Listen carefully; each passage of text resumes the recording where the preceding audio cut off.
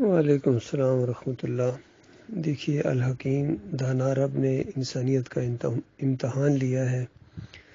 اور بڑے زبردست طریقے سے امتحان لیا ہے۔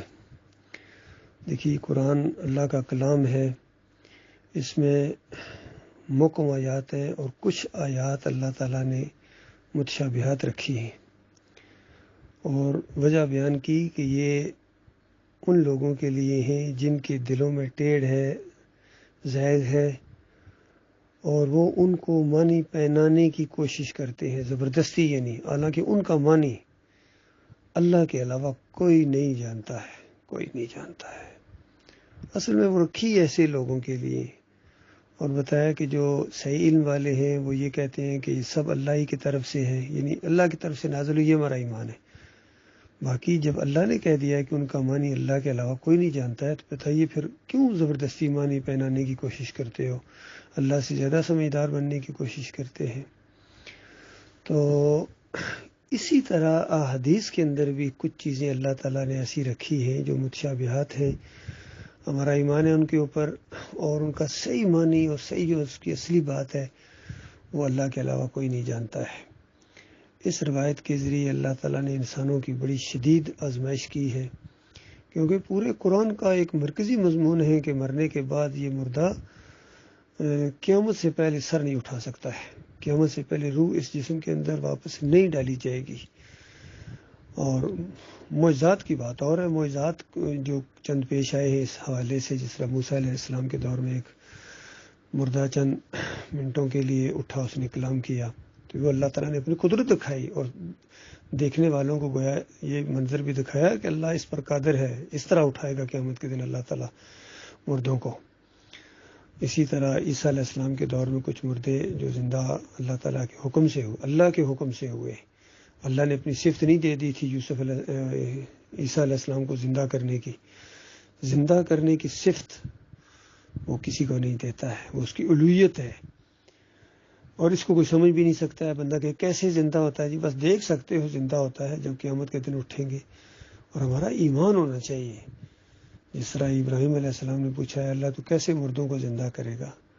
تو اللہ تعالیٰ نے پوچھا ابراہیم کیا ایمان نہیں ہے؟ فوراً ابراہیم علیہ السلام جی میرے مالک میں یہ پوری طرح ایمان ہے، بس صرف میں ذرا اپنی آنکھوں سے دیکھنا چاہتا ہوں یہ کس طرح ہوگا۔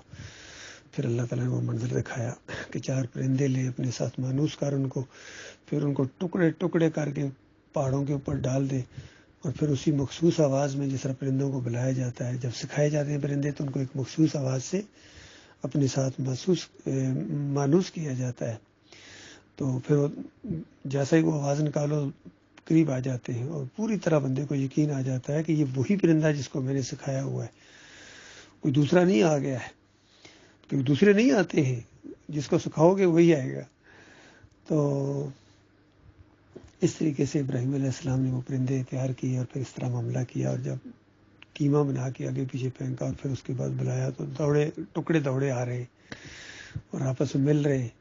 اور پھر دوبارہ وہ زندہ ہو گئے۔ تو اس انداز سے ابراہیم علیہ السلام نے کہا کہ میں ایمان لانے والوں میں سے ہوں۔ تو جو ہے ہمارا ایمان ہے پوری طرح ان باتوں کے اوپر۔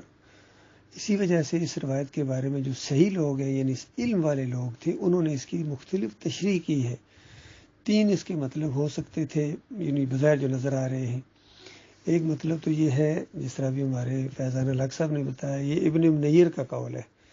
رحمۃ اللہ علیہ کا، کہ یہ وہاں برزخ کا معاملہ ہے، یہاں اس قبر کی بات نہیں ہے۔ ابن منیر کہتے ہیں وہاں کا معاملہ ہے کہ فرشتے وہ وہاں جا کے جب برزخ میں اس کی روح، وہاں جو اس کا جگہ ہے، اس کو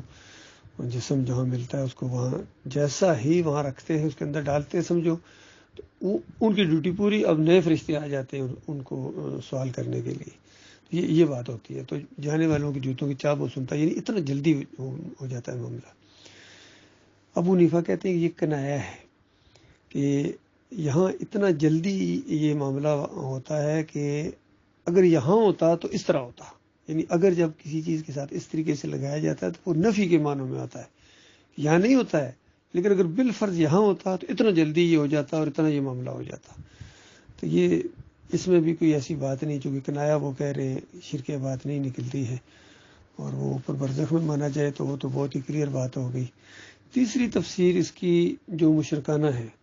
وہ سارے مسلک پرستوں نے یہ والی تیسری تفسیر اپنائی ہے، حالانکہ دو وہ بھی موجود تھیں، تفسیریں ہی تھیں، اور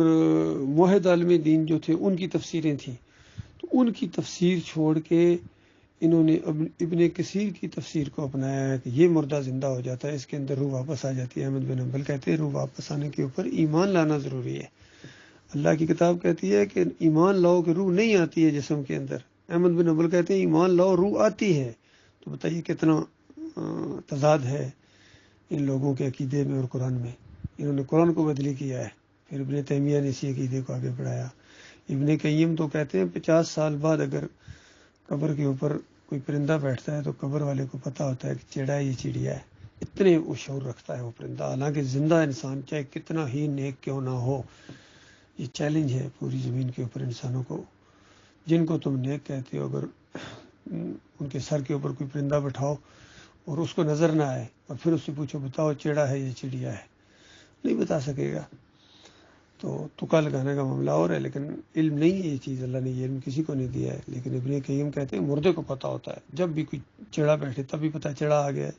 چڑیا بیٹھے تب اس کو پتہ چل جاتا ہے۔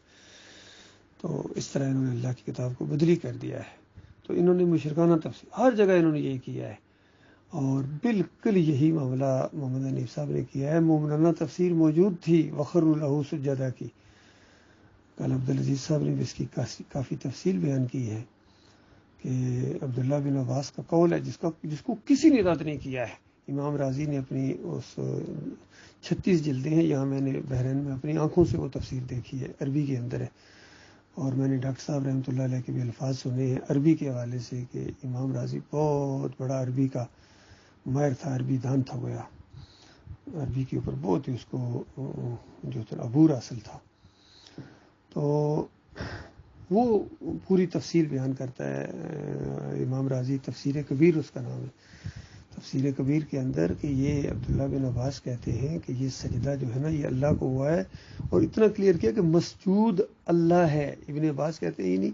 مسجود اللہ ہے۔ اور محمد حنیف کہتے ہیں، سوال کرتے ہیں لوگوں سے بتاؤ یہاں لی ساجدین مسجود کون تھا، مسجود کون تھا؟ تو انہوں نے اس کو ادھر میں لا دیا جا کے، تو مسجود اللہ ہے امام راضی کہتے ہیں ابن عباس کا قول لا کے۔ پھر دوسروں چیزوں کو بھی لائے ہیں کہ دوسرے لوگ یہ کہتے ہیں، دوسرے لوگ کہتے ہیں، پھر اپنا فیصلہ بھی سنا دیا کہ میں اس کو ترجیح دیتا ہوں، یہ جو ابن عباس کا قول ہے اس کو میں ترجیح دیتا ہوں۔ تو دیکھیں وہ بھی موجود ہے۔ پھر ایک اسد کوئی نام ہے کسی کا، وہ بڑا اسکالر ہے،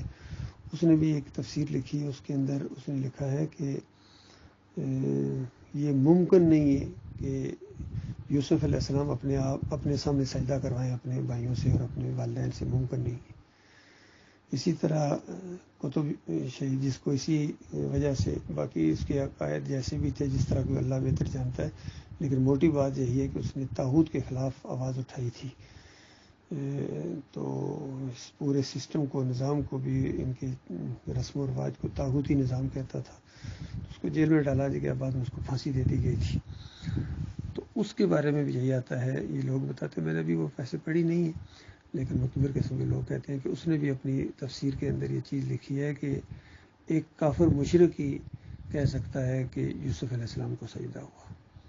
تو پھر ہمارے لیے سب سے بڑی جو یعنی علماء میں دلیل ہے وہ ڈاکٹر مسعود الدین عثمانی رحمۃ اللہ علیہ ہے، کیونکہ ان کا بہت وسیع مطالعہ ہے اور گہرا علم ہے، اور موحد عالم دین گزرے ہیں، بڑے جرأت والے، شرک کے دشمن گزرے ہیں، اور ہر شرک کا انہوں نے دروازہ بند کیا ہے قرآن حدیث کے دلائل سے۔ تو یہاں یہ پریس کیا کرتے تھے کہ نہیں حضرت وخروا لہ سجدا، یہ اللہ کے سامنے سجدہ ریز ہوئے ہیں ان نعمتوں، اور دیکھیں کیا انداز ہے، ان نعمتوں اور برکتوں کی وجہ سے جو اس خاندان کے اوپر اللہ نے کی، یہ ہوتا ہے۔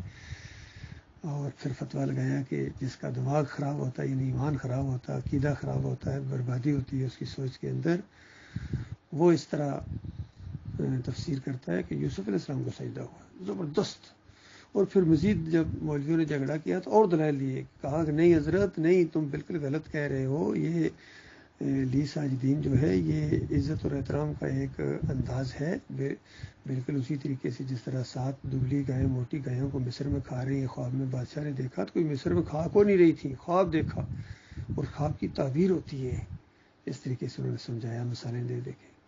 لیکن محمد حنیف کی سمجھ میں یہ بات نہیں آئی۔ تو اس متشابہات کے ذریعے لوگوں نے پھر گمراہی کا راستہ اختیار کیا، فتنہ اٹھایا ہے۔